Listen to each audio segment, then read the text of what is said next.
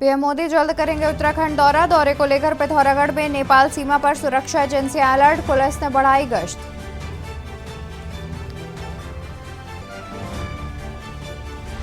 London में 6800 करोड़ के निवेश पर करार, विदेशी निवेशकों में बढ़ा उत्तराखंड में निवेश का क्रेज। लंदन में 80 बड़े उद्योग घरानों से मिले सीएम। पुष्पांजलि रियल्स बिल्डर के मामले में पुलिस का एक्शन, ग्रुप और सहयोगी के 41 खाते फ्रीज खातों में 205 करोड़ रुपए का मिला था लेन देन। दिल्ली से कोटद्वार के बीच चलेगी ट्रेन, रेल मंत्री ने पत्र लिखकर दी जानकारी। बीजेपी सांसद अनिल बलूनी ने बोले कि कई संगठनों की थी मांग। भाजपा के 10 नेताओं की खुली किस्मत, लंबे इंतजार के बाद मिली जिम्मेदारी, 1 साल बाद किए गए नामजद।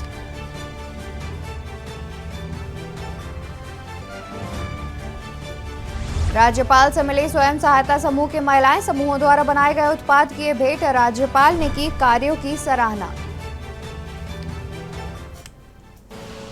आप देख रहे हैं के न्यूज, खबरों का सारथी।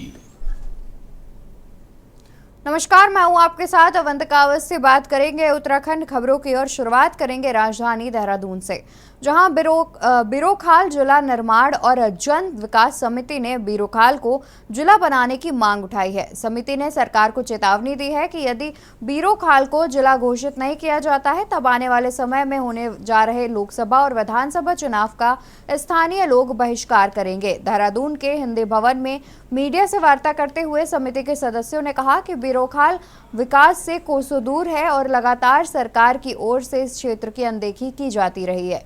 समिति के संस्थापक और संयोजक पीएस बिस्ट का कहना है कि क्षेत्र के विकास के लिए कई बार मुख्यमंत्री, मंत्री और जनप्रतिनिधियों से आग्रह किया गया, लेकिन कोई सुनवाई नहीं हुई। उन्होंने कहा कि इस क्षेत्र में 5 विकास खंड हैं। इस विकास खंडों का मध्यवर्ती केंद्रीय स्थान बीरोखाल है, इसलिए इस क्षेत्र को जिला घोषित किए जाने के लेकर तमाम समिति की ओर से प्रस्ताव भी दिया गया है।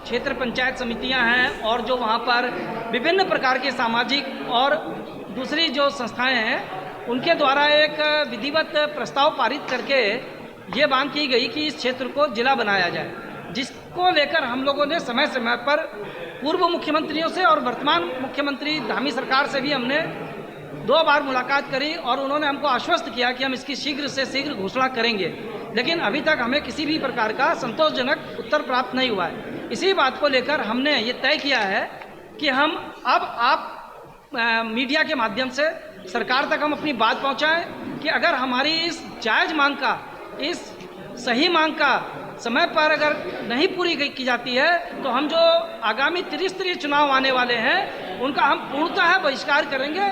इसी प्रकार से हम लोकसभा के 2024 के चुनाव का पूर्ण बहिष्कार करेंगे, क्योंकि अब क्षेत्र की जनता बर्दाश्त किसी भी सूरत में बर्दाश्त नहीं करेगी।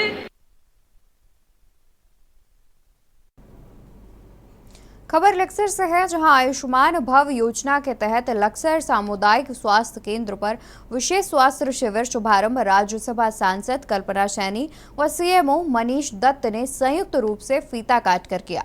इस मौके पर राज्यसभा सांसद कल्पना सैनी ने कहा कि स्वस्थ शरीर होना बेहद जरूरी है, इसलिए अगर हमें कोई भी दिक्कत या परेशानी है तो हमें हेल्थ कैंप, शिविर या सरकारी अस्पतालों में जाकर योजनाओं का लाभ लेना चाहिए। उन्होंने कहा कि मोदी सरकार देश के प्रत्येक व्यक्ति को स्वास्थ्य लाभ की मंशा से खास योजनाएं लागू कर रही है। सीएमओ मनीष दत्त ने कहा कि विभाग द्वारा लगातार शुगर, ब्लड प्रेशर, एक्सरे व अल्ट्रासाउंड आदि की जांचों के साथ जरूरी जांच कर मरीजों को जरूरी दवाइयां उपलब्ध कराई जाती हैं। लक्सर सामुदायिक स्वास्थ्य केंद्र के चिकित्सा प्रभारी डॉक्टर नालिद असवाल ने बताया कि इस शिविर में 132 मरीज ने जांच कराकर दवाइयां ली हैं।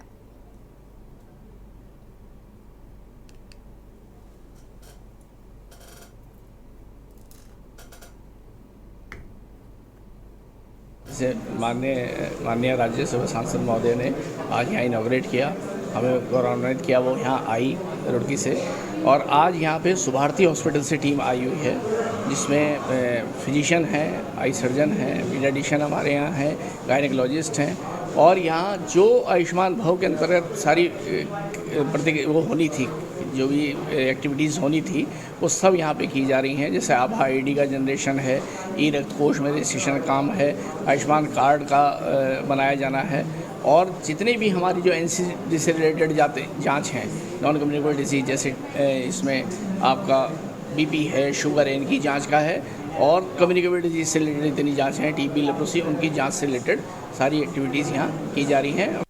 देखिए, मैं तो यही कहूँगी कि जो आदरणीय प्रधानमंत्री नरेंद्र मोदी जी की अपने दूर के छोर पर बैठे हुए व्यक्ति के भी विकास की चिंता है, उसमें स्वास्थ्य की चिंता भी है।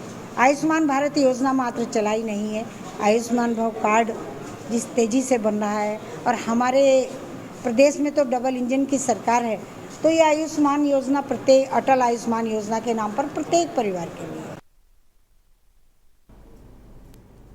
खबर रुड़की से है, जहां भगवानपुर टोल प्लाजा पर पिछले 3 दिनों से भारतीय किसान यूनियन क्रांति के बैनर तले किसानों का धरना जारी है। वहीं कुछ मांगों पर भगवानपुर एसडीएम जितेंद्र कुमार ने सहमति जताते हुए दोनों पक्षों के बीच सफल बातचीत करवाई, जिसके बाद भारतीय किसान यूनियन क्रांति के राष्ट्रीय अध्यक्ष विकास सैनी ने कहा कि 2 साल पहले ही टोल प्लाजा पर काम करते वक्त 2 कर्मचारियों की एक हादसे में मौत हो गई थी, जिसको लेकर एनएचएआई व टोल प्लाजा के अधिकारियों के बीच मध्यस्थता करवाकर मामले को निपटाने का काम किया गया, जिसमें उनके बीच भगवानपुर के एसडीएम भी शामिल रहे। वहीं अभी बिजली संबंधित और भी कई मांगे हैं जो अभी तक पूरी नहीं हुई हैं, जिसको लेकर अभी टोल प्लाजा पर चल रहा धरना अनिश्चितकालीन तक चलेगा।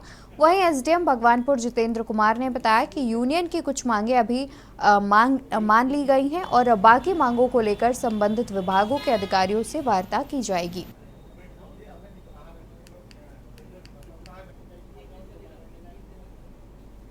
टोल प्लाजा के 2 कर्मचारियों की सड़क दुर्घटना में मृत्यु हुई थी, उनको मुआवजा दिलाने को लेकर किसान यूनियन के द्वारा यहाँ पे अपनी मांग रखी गई। इसमें एनएचएआई के अधिकारियों को और टोल प्लाजा वालों को बुलाकर वार्ता की गई और उनके द्वारा ये आश्वासन दिया गया कि वो इनको जो सैलरी दी जा रही थी उसको कंटिन्यू करेंगे। देखिए, ये सब इन लोगों की ताकत है। भारतीय किसान यूनियन क्रांति राजनीतिक को जो ताकत हमारे सभी साथियों ने, कार्यकर्ता और पदाधिकारियों की, आज उन्हीं की ताकत है जो आज ये कामयाबी मिली। और पूरी तरह से वो लिखित में फैसला हुआ है एसडीएम साहब ने और एनएच हाईवे वाले और टोल वाले, वो लिखित में जो 2 बच्चे शहीद हुए थे उनकी समस्या को लेकर एक पॉइंट पर हमारा पूरी तरह से समझौता हो गया और धरना हमारा जो है वो अनिश्चित काल तक जारी रहेगा। खबर कानपुर से है, जहां स्वास्थ्य विभाग की ओर से शिकारपुर गांव में कैंप का आयोजन किया गया, जिसमें मुख्य अतिथि के रूप में जिला चिकित्सा अधिकारी मनीष दत्त पहुंचे। उन्होंने कहा कि विभाग द्वारा लगातार शुगर, ब्लड प्रेशर, एक्सरे व अल्ट्रासाउंड आदि की जांचों के साथ जरूरी जांच कर मरीजों को जरूरी दवाइयां उपलब्ध कराई जा रही हैं। उन्होंने कहा कि वायरल बुखार तेजी से फैल रहा है, जिससे व्यक्ति की जान को खतरा है। वहीं डेंगू का बुखार अपने पीक पर है और साथ ही आसपास साफ पानी जमा न होने दें। डेंगू का लार्वा साफ पानी में ही पनपता है। साथ ही उन्होंने ग्रामीणों की समस्याओं को भी सुनकर उनका मौके पर निस्तारण किया। लोगों ने बताया कि डेंगू से आसपास के गांव में कई मौतें हो चुकी हैं। सीएमओ ने लोगों को आश्वासन दिया है कि गांव दर गांव स्वास्थ्य विभाग की ओर से कैंप लगाए जा रहे हैं, जिसमें लोगों का इलाज भी किया जा रहा है।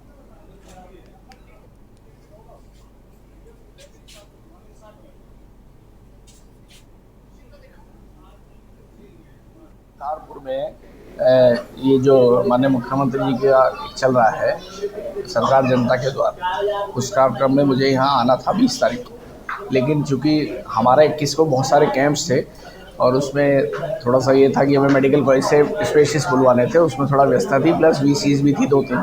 उस दिन मैं ना आ पाया, तो मैंने आज का दिन मैंने कहा आज आते हैं जरा यहाँ की समस्या देखते हैं क्या स्थिति है, तो उसी लिए मैं आया था। तो कुछ यहाँ गाँव में आके बहुत अच्छा एक मुझे लग रहा है कि बड़ा सहयोग है प्रधान जी का भी सबके लिए, और गांव में साफ़ सफाई बहुत है, लेकिन जो छोटी मोटी समस्याएं जो हैं कुछ हमारे विभाग से रिलेटेड हैं और कुछ अन्य विभाग की हैं वो मैंने ले ली हैं और उन्हें हम हस्तांतरित कर देंगे कलेक्ट्रेट। खबर रुड़की से है, जहां ईद मिलादुन्नबी के पर्व के अवसर पर रुड़की के पिरान कलियर में 755वें सालाना उर्स में दूर दूर से लोग जियारत के लिए पहुंचे। साथ ही कई लोग जुलूस लेकर भी पिरान कलियर साबिर साहब की सरजमी पर जियारत के लिए पहुंचे।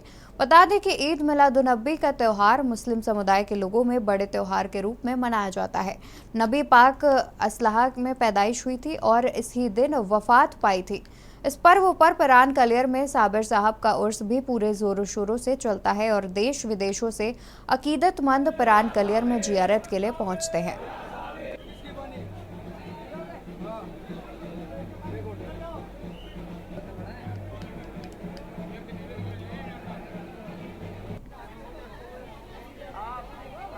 तो शीन शाह साबिर साहब की तरफ से, और आज जो जुलूस आ रहे हैं 12 रबीउल अव्वल शरीफ के मौके पर, काफ़ी जुलूस अब तक दरगाह शरीफ में आ चुके हैं। पुलिस की व्यवस्था काफ़ी अच्छी है, यहाँ पर सब व्यवस्था से लाइन चल रही है। लाइन भी हज कमेटी तक है, काफ़ी लंबी लाइन है।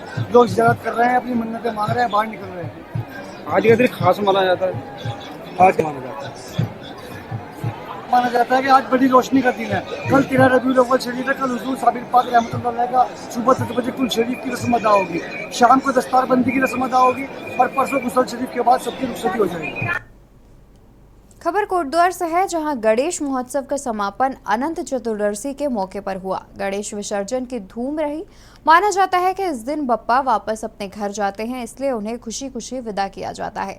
कोटद्वार में श्री सिद्ध विनायक सेवा समिति की ओर से ढोल नगाड़ों के साथ गणपति का खो नदी में विसर्जन किया गया। इससे पहले गणपति बप्पा के भक्तों ने जमकर गुलाल उड़ाए।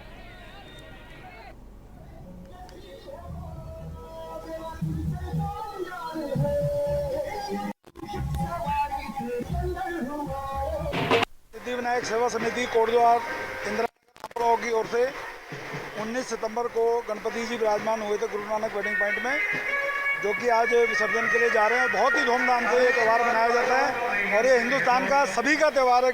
गणेश भगवान जी सभी के गणेश जी हैं और मैं सभी को आज पूरे देशवासियों को इस पर्व की बहुत बहुत बधाई देता हूँ। आज 10 दिन पूरे हुए और गणपति जी आज अपने घर को विदाई के लिए हम सभी लोग विदा देने जा रहे हैं। सिद्धि खो नदी में आज उनका विसर्जन किया जाएगा, क्रेन के द्वारा किया जाएगा। आज 13 साल हमारे को पूरे हुए। गणेश जी अब अगले वर्ष जल्दी आना, अब यही हम मांग सकते हैं गणेश जी से, और क्या मांग सकते हैं। खबर डोईवाला से है, जहां शहीद भगत सिंह की 170वीं जयंती व 12 वफात के अवसर पर एक मदद ब्लड ग्रुप समिति ने परवादून बार एसोसिएशन डोईवाला के सहयोग से परवादून बार एसोसिएशन परिसर में रक्तदान शिविर का आयोजन किया, जिसमें हिमालयन ब्लड बैंक को रक्तदाताओं ने 50 यूनिट रक्तदान किया। इस अवसर पर परवादून बार संघ के सचिव मनोहर सैनी और समिति के संस्थापक साकिर हुसैन ने बताया कि डेंगू के प्रकोप को देखते हुए रक्तदान शिविर का आयोजन किया जा रहा है। समिति के सदस्यों ने बताया कि एक आदमी एक बार रक्त देकर 3 व्यक्तियों की जान बचा सकता है और एक व्यक्ति हर 3 माह में रक्तदान कर सकता है और रक्तदान से बड़ा कोई दान नहीं होता। सभी लोगों को इस मुहिम से बढ़ चढ़कर हिस्सा लेना चाहिए।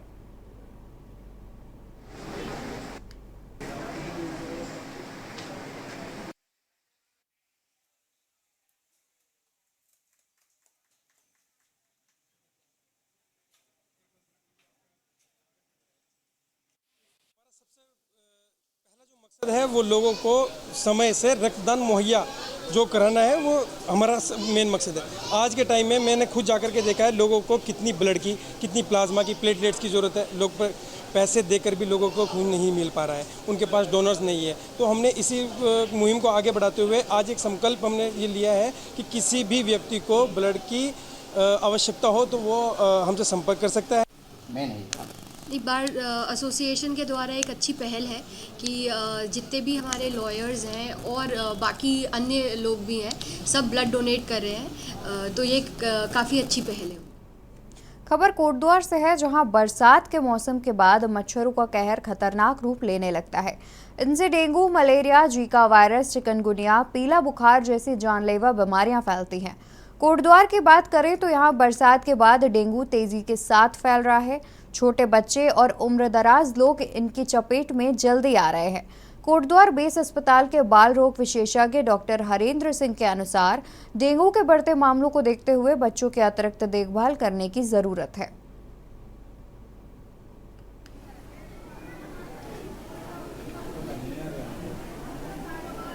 आता है, इसमें तेज बुखार होता है, बदन दर्द होता है और प्यास लगती है, भूख कम लगती है और बदन टूटने लगता है। तो अगर किसी भी बच्चे को इस तरीके की दिक्कत को पेरेंट्स को ध्यान रखना है सबसे पहले कि अगर तेज़ बुखार है तो उसको पानी से स्पंजिंग करें और कोई भी किसी भी किस्म की पेन किलर बच्चे को न दें, कोई दर्द निवारक दवाई न दें। अगर पैरासीटामोल घर पे पड़ी है तो प्लेन पैरासीटामोल आपको देनी है, वही बुखार उतारेगा और बच्चे के शरीर में पानी की कमी नहीं हो पाए। और 1 साल से छोटे बच्चे को थोड़ा सा दिक्कत हो सकती है, 1 साल से छोटे बच्चे तो उनको दिक्कत होती है, बाकी बच्चों को बहुत ज़्यादा दिक्कत नहीं होती है। आपको मेन बच्चे का डिहाइड्रेशन, शरीर में पानी की कमी ना हो। और राज्यपाल लेफ्टिनेंट जनरल गुरमीत सिंह बाबा केदारनाथ के दर्शन के लिए केदारनाथ धाम पहुंचे। उन्होंने बाबा केदारनाथ का रुद्राभिषेक कर बाबा की विशेष पूजा अर्चना कर विश्व एवं जन कल्याण की कामना की। इस दौरान उन्होंने केदारनाथ में चल रहे पुनर्निर्माण और विकास कार्यों का निरीक्षण किया। राज्यपाल ने सभी तीर्थ पुरोहितों से भेंट करने के बाद बाबा केदारनाथ मंदिर में प्रवेश कर विशेष पूजा अर्चना कर संपूर्ण विश्व एवं मानवता के कल्याण की कामना की। इस दौरान उन्होंने उत्तराखंड के सतत विकास के लिए भी बाबा केदारनाथ से आशीर्वाद मांगा। पूजा अर्चना के बाद राज्यपाल ने मंदिर प्रांगण में खड़े श्रद्धालुओं का अभिवादन कर बाबा केदार के जयकारे भी लगवाए। उन्होंने श्रद्धालुओं से रूबरू होते हुए कहा कि शिव भक्त से बड़ा इस दुनिया में कोई भी नहीं। केदार घाटी के विहंगम दृश्य से प्रभावित होकर राज्यपाल ने कहा कि केदार घाटी के कड़कड़ में भगवान भोलेनाथ का व्यास है। यहाँ के पर्वतों में भगवान शिव की छवि दिखती है। ये भगवान केदारनाथ की महिमा ही है कि केदारपुर में पहुंचते ही मनुष्य ध्यान मग्न होने लगता है। इस दौरान उन्होंने जिलाधिकारी से केदारपुरी में चल रहे विकास एवं निर्माण कार्यों की भी समीक्षा की। जिलाधिकारी ने उन्हें विभिन्न चरणों में केदार घाटी में चल रहे विकास कार्यों की रिपोर्ट पेश करते हुए आने वाले समय में होने वाले कार्यों की जानकारी उपलब्ध कराई।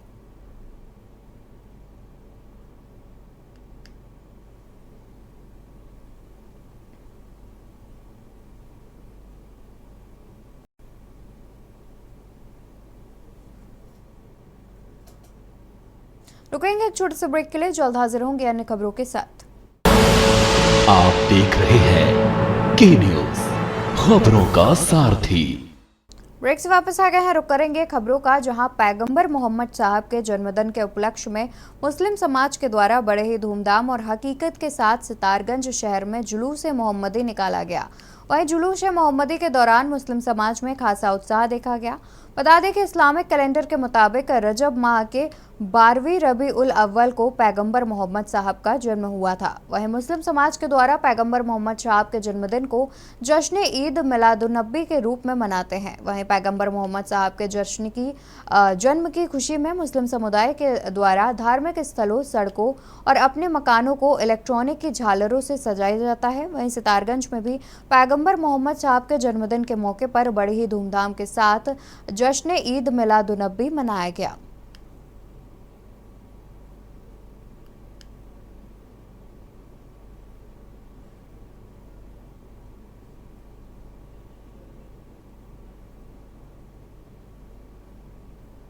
सल्लल्लाहु अलैहि वसल्लम का जन्मदिन यानी पैदाइश का दिन है, आज आपकी विलादत का दिन है।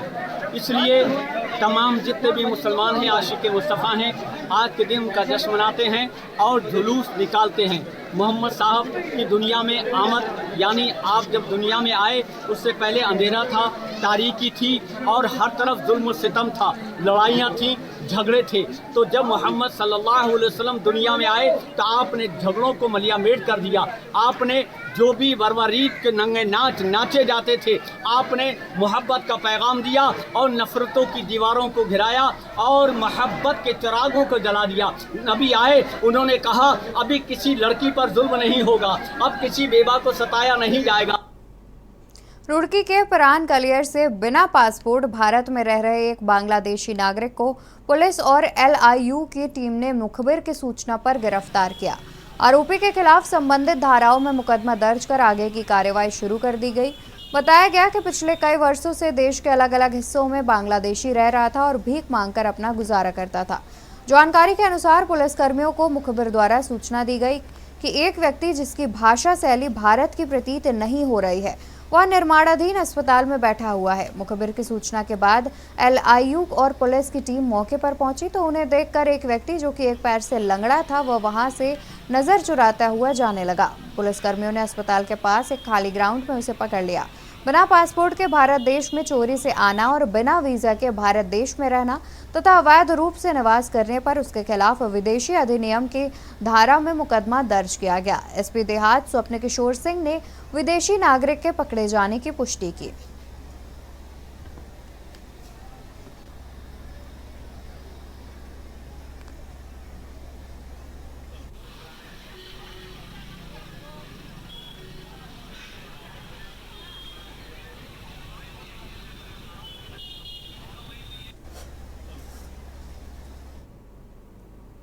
भले ही हरिद्वार रुड़की विकास प्राधिकरण अवैध निर्माणों को लेकर गंभीर नजर न आ रहा हो, पर उच्च अधिकारियों के आदेश के बाद अब सालों बाद मंगलौर हाईवे पर अनाधिकृत रूप से विकसित हो रहे 4 अवैध कॉलोनियों के ध्वस्तीकरण का कार्य अमल में लाया गया है। अधिकारियों की बड़ी टीम के साथ संयुक्त सचिव के आदेश के बाद यह कार्रवाई अमल में लाई गई है, जिसके अंतर्गत 4 अवैध कॉलोनियों पर ध्वस्तीकरण कई कार्रवाई की गई है। वहीं सहायक अभियंता DS रावत ने बताया कि हरिद्वार रुड़की विकास प्राधिकरण की तरफ से लगातार अवैध निर्माण करने वालों के साथ साथ अवैध रूप से कॉलोनियां काटने वालों के विरुद्ध लगातार कार्रवाई की जा रही है और आगे भी इसी तरह की कार्रवाई जारी रहेगी।